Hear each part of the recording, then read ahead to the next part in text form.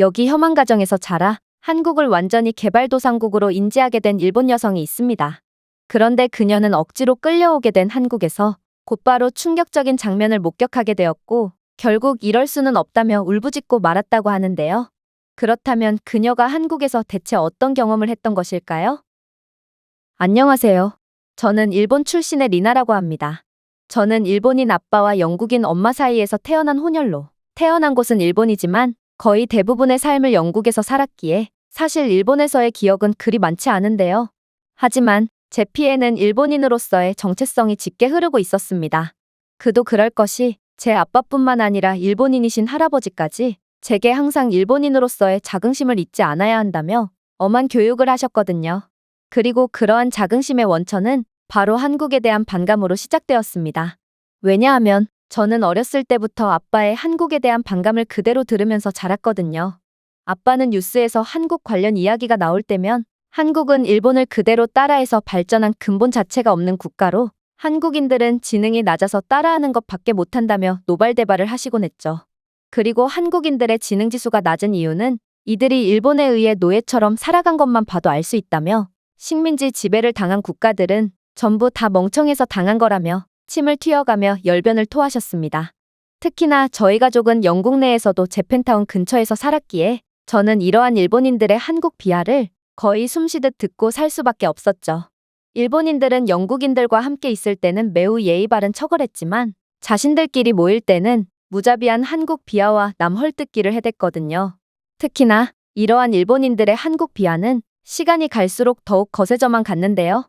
왜냐하면 제가 어렸을 때까지만 해도 분명 일본은 한국보다 경제적으로 더욱 부유하고 기술적으로도 뛰어난 국가였지만 이제는 한국이 일본보다 더욱 잘 살게 되었다는 증거가 속속들이 공개되고 있는 상황이거든요. 사실 이는 영국에서 살고 있는 제 입장에서는 더더욱 피부로 와닿는 부분이었는데요. 분명 예전에는 영국에서 아시아 문화는 기껏해야 일본 문화가 다였으나 지금의 영국은 한국에 거의 미쳐있는 상황이기 때문입니다.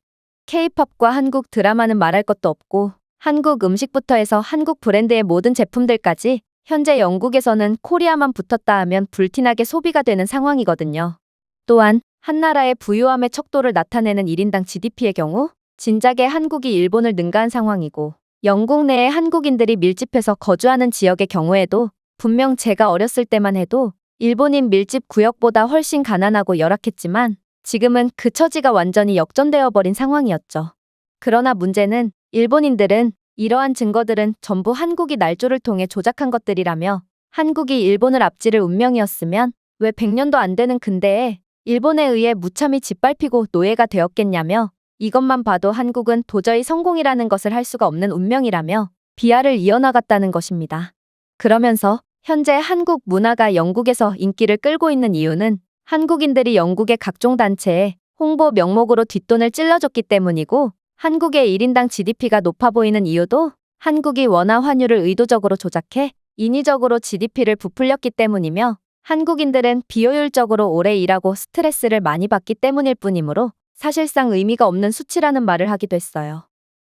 이러한 주장을 제외하더라도 전 세계 역사를 통틀어봐도 식민지 지배를 받았던 피지배 국가가 지배 국가보다 잘 살게 되는 경우는 단 한 건도 없기도 했기에 저는 이러한 명확한 증거 때문에 정말로 한국을 선진국 인척하는 개발도상국이자 일본의 모든 것을 베끼는 염치 없는 국가라고 생각할 수밖에 없었습니다.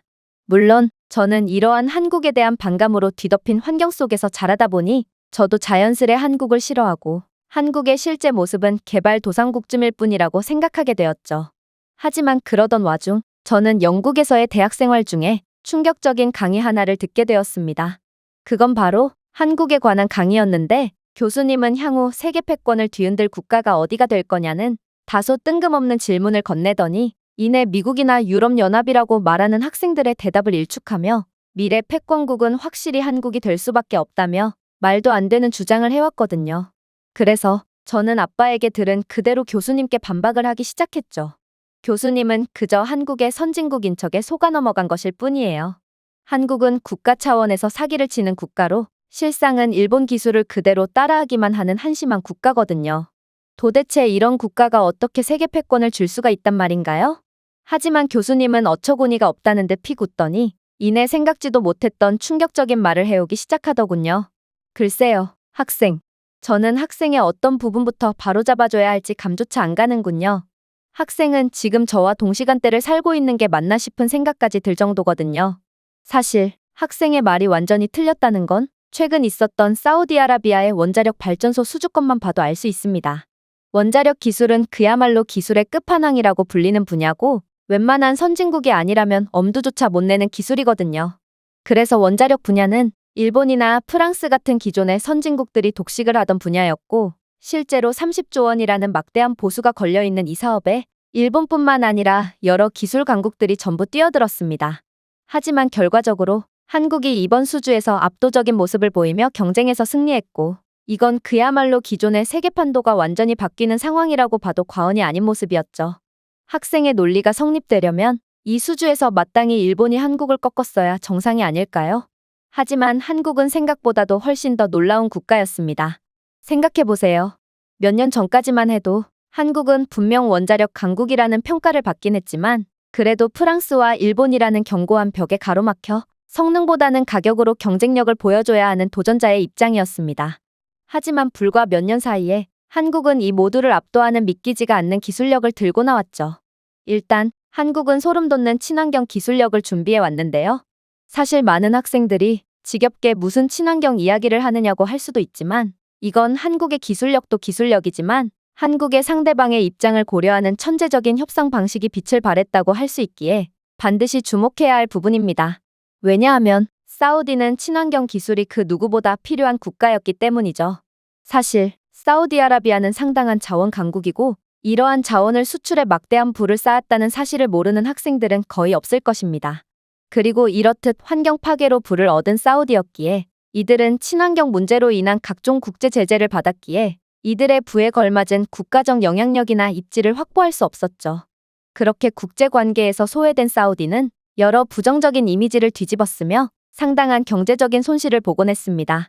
그런데 전 세계에서 유일하게 한국만은 이러한 사우디의 상황을 귀신같이 파악하고 사우디를 구원해줄 천재적인 해결책을 제시해 주었죠.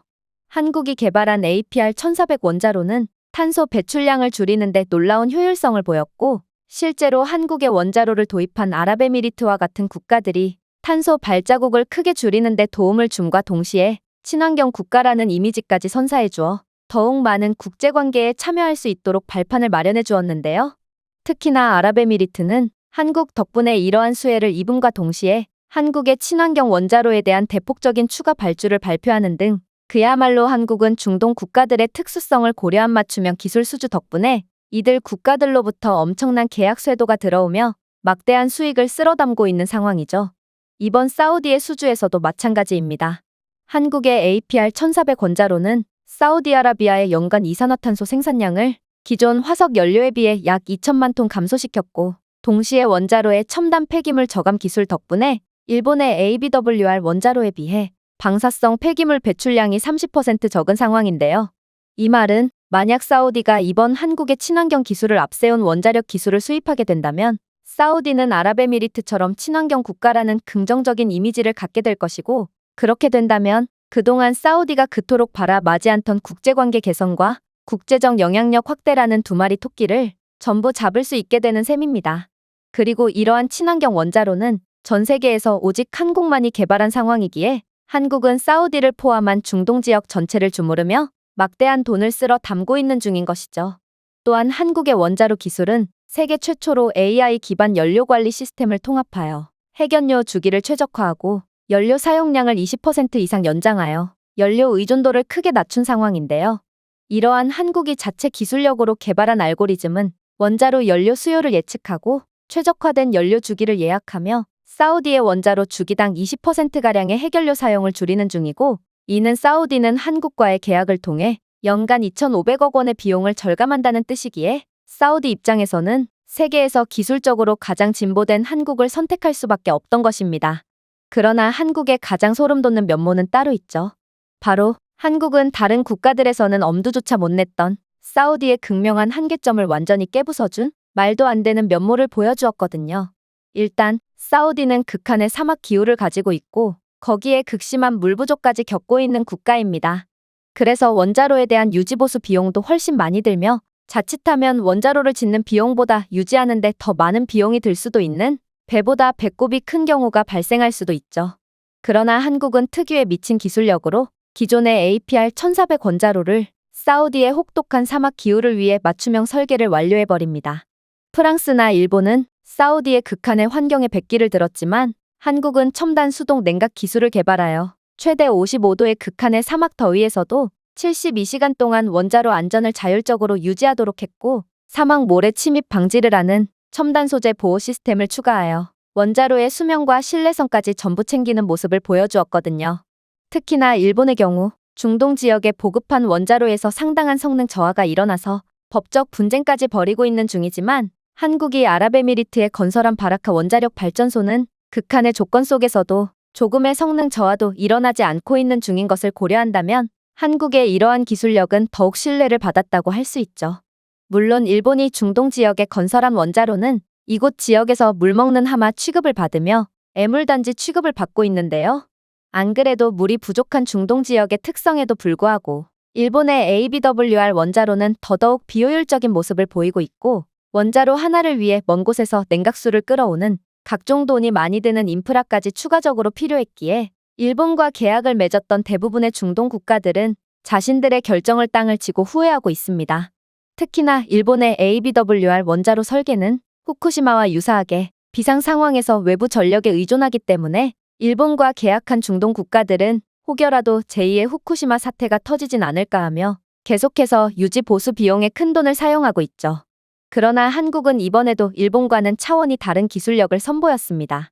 한국은 전통적인 원자로에 비해 물 소비를 70% 이상 줄일 수 있는 특수 건식 냉각 하이브리드 시스템을 통합했고 이는 일본의 전통적인 물 집약적 냉각 기술보다 훨씬 우수했거든요.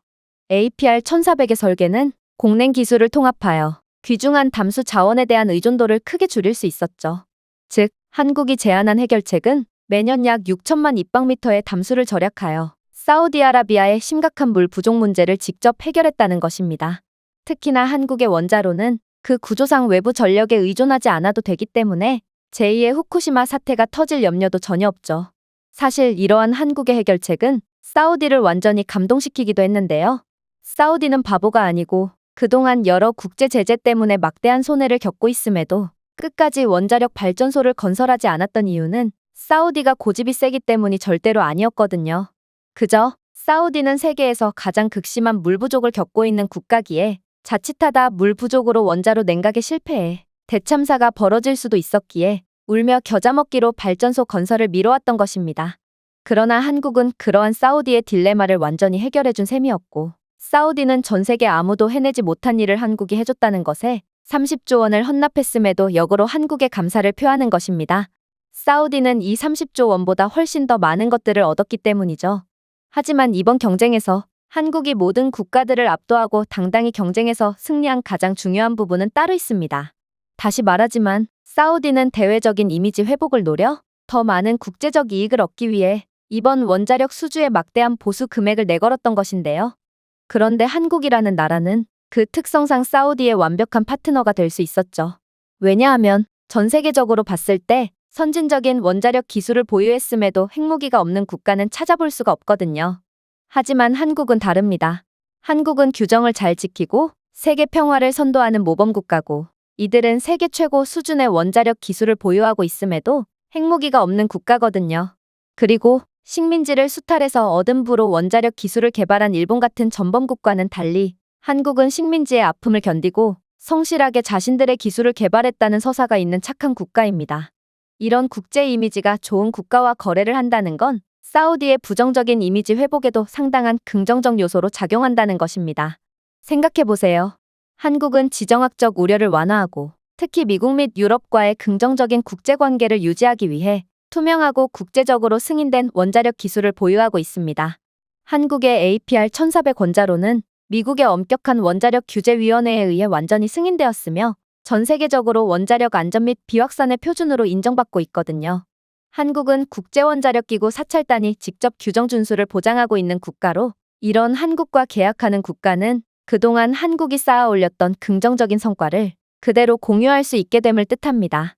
일전에 한국과 계약했던 아랍에미리트를 좀 보세요. 아랍에미리트는 한국과의 계약 덕분에 극한의 효율을 보여주는 한국 원자력 발전소를 통해 상당한 비용 절감을 이루어냈을 뿐더러 국제적 위상과 이미지가 단번에 높아짐과 동시에 현재 여러 국제협약에 참여할 수 있게 되며 심지어 친환경 국가라는 타이틀까지 얻는 미친 결과를 얻어냈습니다. 그리고 만약 사우디가 아랍에미리트와 같은 길을 걷게 된다면 사우디는 한국에 헌납하는 30조 원의 2배, 3배 이상의 막대한 실질적 이익을 얻게 될 게 분명하죠. 하지만 한국이 진짜 무서운 점은 이 모든 것들은 그저 요행으로 얻어낸 것이 아닌 한국이 명백하게 계획한 부분이라는 것입니다. 한국은 이러한 자신들의 서사를 통해 경쟁력을 확보했던 것이고 자신들을 선택하지 않으면 안 되게끔 함으로써 거의 반강제적으로 전 세계 국가들의 돈을 빨아들이고 있는 상황이거든요. 즉, 현재 기술력과 천재적인 협상 능력 등 뭐 하나 빼놓을 데가 없는 한국의 독주를 막기란 절대로 불가능한 상황이고 제가 한국을 미래 패권의 주인공이라고 언급한 이유도 바로 여기에 있는 것입니다. 저는 교수님의 말에 완전히 경악을 할 수밖에 없었습니다. 도대체 제가 아빠와 다른 일본인들에게 들었던 가난하고 열악한 한국의 모습은 어디에 가고 기술력 하나로 일본까지 무참히 박살낸 한국이 떡하니 자리를 지키고 있단 말인가? 저는 이러한 뜻밖의 상황에 현실 부정의 단계까지 이르러 버렸죠. 그리고 이러한 현실 부정의 상황은 한국을 그렇게나 까내리던 아빠도 마찬가지였습니다.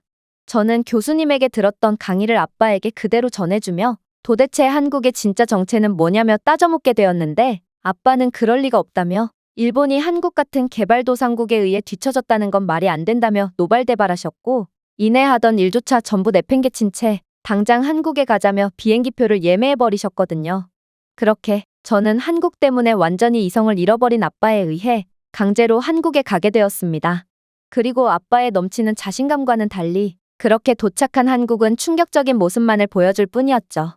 왜냐하면 한국은 공항부터가 차원이 다른 모습을 보여주고 있었거든요. 재팬타운에서 일하시는 아빠는 일 때문에 일본에 꽤나 자주 갈 뿐만 아니라 재팬타운에도 거의 박혀 살다시피 하는 삶을 살고 있는데요. 그런 아빠라서 그런지 아빠는 매일같이 나리타나 하네다 공항이 전 세계에서 가장 우수하다며 입에 침이 마르도록 칭찬을 하시곤 했어요. 그런데 인천공항은 딱 봐도 그러한 일본 공항보다 훨씬 우수한 모습을 보여주고 있는 거 아니겠어요? 일단 입국 수속에 최소 3시간 이상은 소요되는 일본 공항과는 달리 한국은 AI 기반 생체 인식 수속 시스템을 구비해둔 상태였고 따라서 인천공항에는 수많은 입국객들이 존재했음에도 저희는 줄조차 서지 않고 곧바로 수속대를 통과할 수 있었거든요. 일본이었다면 직원이 3, 4명은 달라붙어서 모든 과정을 수기로 처리했을 게 분명했지만 한국은 그와는 차원이 다른 시스템을 구축해둔 상태였던 것이죠. 한국 공항은 AI 시스템을 통해 얼굴 스캔과 여권을 자동으로 일치시켰고 입국객의 범죄 이력 및 타국가 입국 기록 등 여러 정보들을 분석하여 위험도를 자동으로 평가해 주었는데요. 이를 통해 별도의 인터뷰실에서 추가적인 취조 과정을 거쳐야 할 사람들과 입국이 허가된 사람들을 곧바로 분류해 주었기에 인천공항에 입국하는 여행객들은 일본에서처럼 끝도 없는 줄을 설 필요도 없이 곧바로 수속을 마칠 수 있던 것입니다. 아니, 분명 아빠는 한국은 일본의 모든 것을 베낀 개발도상국으로 기술력이랄 게 전혀 없는 열악한 국가라고 했는데 도대체 한국은 어느 틈에 이 정도로 우수한 기술을 개발했다는 말인가? 저는 30년 동안 정체되었던 일본과는 차원이 다른 수준을 보여주는 한국에 그저 혀를 내두를 뿐이었습니다. 물론 인천공항의 연계 시스템도 도저히 말이 안 되는 수준이었어요. 인천공항을 이용하는 승객들은 약간의 추가금을 지불하면 자신의 짐을 다시 찾을 필요도 없이 곧바로 자신이 예약한 숙소로 캐리어를 보낼 수 있었는데요. 한국은 자동화 시스템을 구현한 국가로 입국 시 기록되는 숙박 예약 정보를 통해 별도의 추가적인 계약서 작성의 과정도 전혀 없이 간편하게 짐을 배송시킬 수 있게끔 시스템을 구축한 상황이었거든요. 심지어 공항의 특성상 외딴 지역에 떨어져 있어 인프라 및 대중교통의 수혜를 전혀 받을 수 없는 것과는 달리 한국은 공항에 마저 버스와 기차, 지하철까지 전부 이어져 있었기에 이러한 짐 배송 서비스는 한국에 믿을 수 없을 정도로 높은 수준의 대중교통 인프라와 맞물려 더욱 빠르고 정확하게 배송이 가능하다고 했습니다. 사실 이건 정말 말도 안 되는 상황이었습니다. 저는 분명 한국을 개발도상국쯤이라고 알고 있었는데 도대체 어떤 개발도상국이 이 정도로 무지막지한 대중교통 인프라를 가질 수가 있겠어요? 공항처럼 외딴 곳에서 마저 기차와 버스, 지하철, 택시를 전부 이용할 수 있을 정도면 한국은 세계 최고 수준의 인프라를 가지고 있다고 봐도 무방한 상황이었습니다. 그러나 아빠는 이러한 압도적인 한국의 모습에 얼굴이 새빨개지면서도 한국은 보여주기에 미쳐있는 기형적인 국가라는 것을 잊었냐며 한국은 분명 공항처럼 외국인들이 자주 이용하는 곳에만 이러한 훌륭한 인프라를 집중시켜 놓은 게 분명하다며 세계 최고의 대중교통 인프라를 가진 국가는 단연 일본이라며 억지를 부리더라고요. 일본의 외진 곳에는 택시조차 이용할 수 없음에도 아빠는 한국에 대한 반감에 사로잡혀 완전히 정신을 잃어버린 모양이었죠. 아무튼 그렇게 저희는 한국의 짐 배송 시스템과 대중교통 인프라를 누리며 가벼운 발걸음으로 지하철에 탑승하게 되었습니다. 그런데 저는 지하철에 탑승하자마자 충격적인 경험을 하게 되었습니다. 그건 바로 아빠의 세뇌에 의해 한국은 완전히 열악한 국가라고 인식하게 된 영국인 엄마가 한국에 온 저희가 걱정된다며 영상통화를 걸었을 때의 일이었는데요. 저는 무의식 중에 영상통화를 받아버렸고 아빠는 이러한 제 모습에 경악을 하며 화를 내기 시작했거든요. 리나, 너 지금 뭐 하는 거야? 영상통화에 소요되는 데이터 비용이 얼마나 비싼 줄 알기나 해? 당장 전화를 끊지 못해? 하지만 아빠는 그러한 외마디 비명소리를 내지름과 동시에 뭔가 모순이 있다는 사실을 눈치채신 모양이었습니다. 아빠는 화를 내다 말고 마치 귀신이라도 본 듯 기겁을 하는 반응을 보였거든요. 그도 그럴 것이 이러한 지하철에서 데이터가 터진다는 것 자체가 이상한 상황이었거든요. 영국에서는 지하철에서 통화 신호조차 제대로 안 터지는 게 현실이고 일본에서는 그나마 상황이 낫지만 통화만 간신히 연결될 뿐 데이터는 거의 터지지 않는 게 현실입니다. 그런데 그렇게나 열악한 인프라를 가지고 있다던 한국에서 지하철에서 영상통화까지 받을 수 있다니, 그것도 선명한 고화질의 영상통화가 가능하다니, 이것만 봐도 한국은 상당한 수준의 인프라를 가진 선진국이라는 것을 여실히 증명하는 꼴이었던 것이죠. 하지만 더욱 경악스러웠던 점은 따로 있었습니다. 일단 아빠는 한국은 사기꾼의 국가니 공항에서 데이터를 신청하면 사기를 당할 것이 분명하다고 주장했고, 그래서 저희는 유심조차 구매하지 않고 숙소로 향하던 상황이었는데요. 즉, 데이터와 통신망 자체가 없었던 저희는 이 영상통화가 걸려오는 것을 확인할 수조차 없는 게 정상인 상황이었다는 것입니다. 그런데 이 영상통화는 어떻게 걸려왔다는 말인가? 저는 이러한 불가사의한 상황에 스마트폰에 귀신이라도 씌인 건가 싶어 얼굴이 창백하게 질려버렸는데요. 그런데 아빠는 겁을 먹은 기색이 역력해하는 반응을 보이더니 이내 뭔가를 확인하고는 이럴 수는 없다며 머리를 감싸쥐는 거 아니겠어요? 그리고 아빠가 가리킨 것을 보게 되었을 때 저는 완전히 까무러칠 수밖에 없었죠. 왜냐하면 한국의 지하철에서는 5G 속도의 초고속 무료 와이파이가 제공되고 있었고, 이러한 믿을 수 없는 속도의 공공 와이파이 덕분에 저는 전혀 끊김없는 영상통화를 받을 수 있던 거였거든요. 이건 도대체가 말이 안 되는 상황이었습니다. 일본에서는 아예 무료 공공 와이파이 자체가 제공되지 않는 상황이고, 또 가정집에서도 이 정도 수준의 초고속의 와이파이를 제공받기 위해서라면 상당한 비용을 지불해야 하는 게 현실입니다. 그런데 어떻게 한국에서는 공공장소에서조차 이런 압도적인 속도의 와이파이가 제공된다는 말인가요? 나중에 알고 보니 한국은 5G 통신망 인프라를 전 세계에서 가장 먼저 구축하고 보급한 나라로, 실제로 이러한 통신망 보급 사업을 통해 전 세계 국가들로부터 막대한 이익을 챙겨오고 있는 기술 강국이라고 했는데요. 그리고 이러한 공공 인프라는 아무리 보여주고 싶다고 해도 보여줄 수 있는 부분이 아니었기에 저는 아빠의 한국은 개발도상국이라는 말에 의구심을 가질 수밖에 없었습니다. 한국이 지금까지 보여준 모습만 보자면 오히려 한국은 세계 인류의 선진국이라고 봐도 무방했거든요. 그러나 아빠는 여전히 끈질겼어요. 아빠는 이러한 일본보다 모든 면에서 압도적 우위를 보이는 한국의 모습을 도저히 인정할 수가 없다는 듯 사람들이 북적거리는 지하철 안에서 자신의 머리를 수차례 내려치는 도저히 이해 못할 행동을 보이기 시작했거든요. 저는 그런 아빠가 쪽팔려서 제가 직접 아빠를 때려버리기 전에 가만히 있으라는 협박을 건넸고, 아빠는 그제야 폭력적인 행동을 멈추며 눈시울만을 붉히며 잠자코 숙소로 향했죠. 물론 아빠는 숙소에 도착하자마자 또다시 폭주하기 시작했습니다. 아빠는 당장 나가서 한국의 로컬 시장에 가보자며 한국의 평범한 서민층들이 다니는 곳에서는 그동안 봐왔던 보여주기식의 인프라를 전혀 찾아보지 못할 거고, 한국의 평범한 삶의 모습에서야말로 분명 후진적인 모습만이 즐비할 거라며 어떻게든 한국의 열악한 모습을 찾기 위해 안달이 난 모습을 보였는데요. 저는 아무리 선진국이더라도 아빠처럼 어떻게든 후진적인 면모를 찾기 위해 물불을 가리지 않으면 그러한 열악한 모습을 찾을 수밖에 없다는 것을 잘 알고 있었기에 아빠의 행동이 무의미하다고 생각했어요. 생각해보세요. 아무리 유럽 최고의 경제 규모를 자랑하고 있는 영국이라고 해도 밤만 되면 범죄 소굴 및 약쟁이들이 판을 치는 게 현실이고, 일본도 겉으로만 화려해 보이지 안을 들여다보면 아예 도시 자체가 노숙자들로만 구성되어 있는 곳도 존재할 정도로 상당한 빈부격차의 모습을 보이고 있습니다.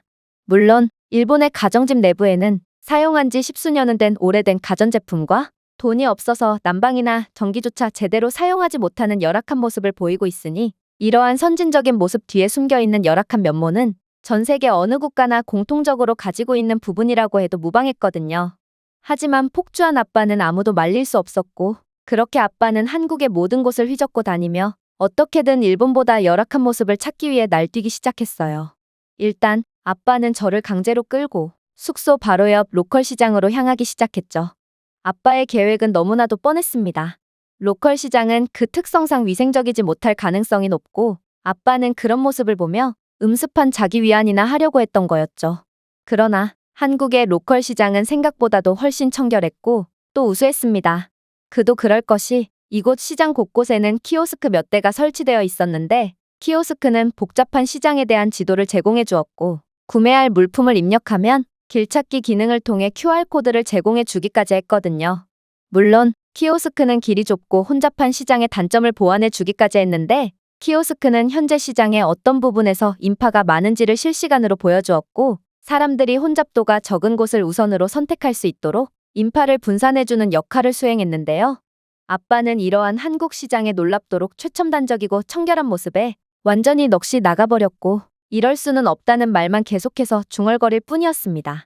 그도 그럴 것이 일본은 시장은커녕 대형 백화점에조차 이 정도로 최첨단의 인프라는 구비하지 못하고 있기에 한국의 로컬 시장마저 완벽한 모습은 아빠에게 큰 충격을 주기에 충분해 보였죠. 물론 물건을 구매할 때도 충격적인 상황은 계속되었습니다. 저희는 시장 내에 위치한 분식집에서 식사를 하게 되었는데, 아빠는 한국 같은 개발도상국에서 무슨 카드를 사용하냐며 이런 나라에서는 카드 복제 사기를 당하기 십상이라며 현금을 고집하셨거든요. 그러나 저는 알고 있었습니다. 아빠는 카드 복제를 걱정하는 것이 아니라 카드 자체를 거의 안 쓰시는 분이었기에 카드 결제를 하려야 할 수가 없는 사람이었다는 것을 말입니다. 사실 일본인 아빠는 아직까지도 대부분의 결제를 현금을 이용하고 있는데요. 실제로 영국 내 재팬타운의 일본인들은 아직까지도 죄다 현금을 사용하고 있는 상황이고, 일본 본토는 이러한 심각한 재팬타운의 아날로그 모습보다도 더욱 심각한 아날로그 모습을 보여주고 있다고 하거든요. 하지만 한국은 역시나 이러한 기본적인 인프라조차 차원이 달랐습니다. 아빠가 결제를 위해 현금을 뒤적거리고 있는 사이 주변 한국인들은 카드까지 꺼낼 것도 없이 전부 스마트폰이나 스마트워치까지 사용하며 3초 만에 결제를 완료했거든요. 일본에는 때로는 백화점에 입점한 업체조차 카드 결제기를 구비해두지 않은 경우가 있는데, 한국은 이러한 로컬 시장의 작은 길거리 음식점마저 완벽한 결제 수단을 갖추고 있었던 것입니다. 또한 저희가 시장을 둘러보면서 한국인들은 고령의 노인들마저 삼성페이와 같은 모바일 결제를 통해 쉽게 거래를 처리한다는 사실을 인지하게 되었는데요. 사실 저는 대학교 수업 시간 중에 이러한 국민들의 의식 수준이나 디지털 인프라에 적응하는 적응력이야말로 국가의 잠재력과 발전 가능성을 예상할 수 있는 지표라는 것을 배운 상태였기에 이러한 한국의 모습에 크게 놀랄 수밖에 없었습니다. 이러한 최첨단의 디지털 인프라가 보급될수록 효율성이 증대되고 낭비되는 시간도 없으며 더 진보된 기술을 향한 초석이 마련되는 것인데, 최첨단 디지털 인프라는 국민들의 수준이나 의식이 따라오지 않으면 상용화 자체가 불가능하므로 발전이 멈출 수밖에 없거든요. 그리고 지금의 일본의 모습을 보면 일본은 잃어버린 30년을 넘어 40년, 50년으로 연장될 것 같은 모습만을 보여주기에 저와 아빠는 이러한 한국의 무지막지한 모습에 그저 할 말을 잃고 말았던 것입니다. 그 후로도 아빠는 한국의 후진적인 면모를 찾기 위해 한국의 이곳저곳을 들쑤시고 다녔지만, 그럴수록 저희는 한국의 예상치도 못한 선진적인 면모만을 포착할 뿐이었고, 저는 이제 그런 아빠에게 질려버려 이젠 제발 인정 좀 하라며 소리를 질러버렸는데요. 아빠의 과거에만 안주하려 하고 현실을 보려고 하지 않는 모습을 보니 왜 일본인들은 음습하게 한국을 깎아내리며 현실을 부정하고 있는지를 여실히 느낄 수 있었고, 이러한 일본인들의 열등감이야말로 일본의 국가 발전을 저해하고 있는 요소라는 것을 확실히 깨달을 수 있었거든요. 아무튼 저는 이번 한국행을 통해 이제 아빠의 세뇌에서 완전히 빠져나오며 한국은 저희가 반드시 지향해야 할 선진국이라는 것을 알게 되었고, 일본처럼 과거 속에서 살지 않기 위해 늘 한국의 발전 과정을 우러러보며 잊지 말아야겠다고 다짐하게 되었습니다. 제가 준비해온 내용은 여기까지입니다. 끝까지 시청해주셔서 진심으로 감사드리며 여러분들의 구독과 좋아요, 알림 설정은 영상 제작에 큰 힘이 됩니다. 이상 세모튜브였습니다.